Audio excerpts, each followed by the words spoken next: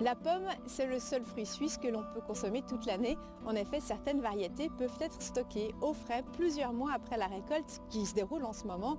On en consomme en moyenne 16 kg par année et par personne.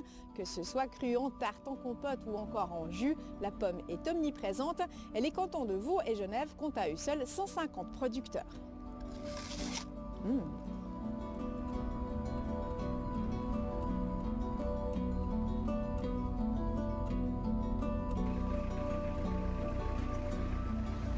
On est dans votre verger, on est en pleine récolte et on peut dire que, comme on dit chez nous, vous êtes déçus en bien. Oui, on a eu peur du gel en avril. On a eu une nuit très froide. Ils voyaient des gros dégâts et on était déçus en bien, comme on dit, pour finir une récolte normale. Racontez-nous un petit peu cette nuit de gel d'avril. Vous avez dû trouver des moyens pour lutter. On a lutté avec des bougies dans les cerises. Ça a bien marché, ça. Dans les poires aussi, mais ça n'a pas marché. Et puis on a une machine à air chaud.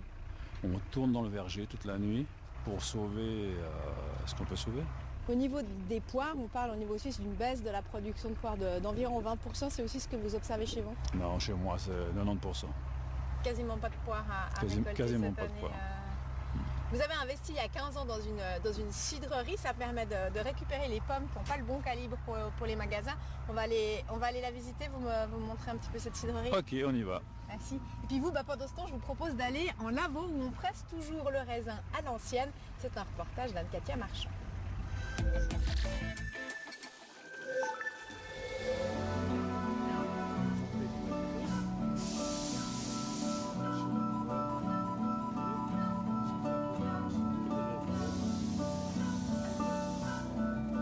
Ici, on ne presse pas les fruits à la main. Vous avez investi dans une cidrerie il y a 15 ans. Pourquoi avoir fait ce choix? Alors à l'époque, on livrait les petites pommes, les pommes tordues. Ça partait à Perrois, Léman fruits. Puis ils nous payaient ça pas très cher. Alors on a décidé de valoriser ces produits.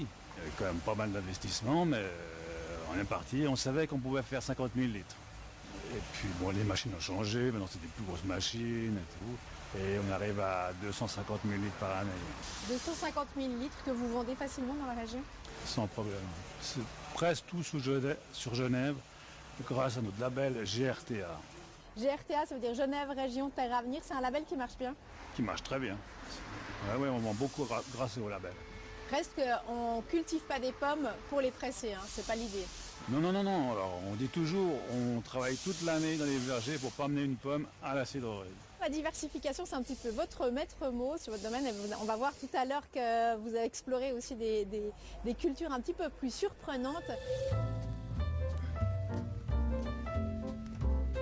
Si je vous dis safran, vous penserez forcément Iran. C'est en effet ce pays qui est le plus gros exportateur mondial de cette épice onéreuse.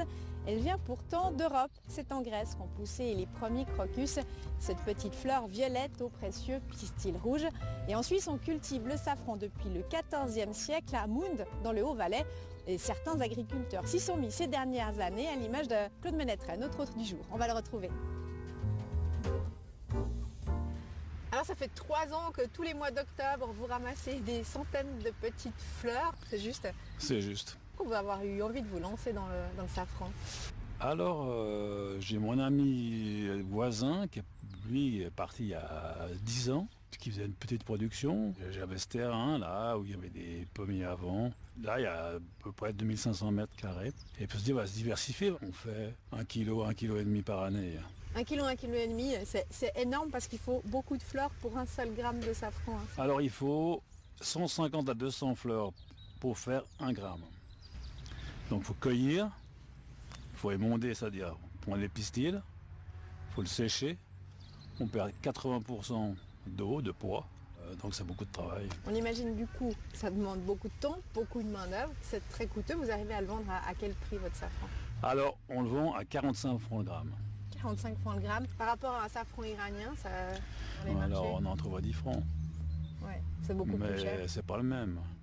Et vous arrivez à écouler du coup ce kilo de safran en Suisse à 45 francs ici dans la région?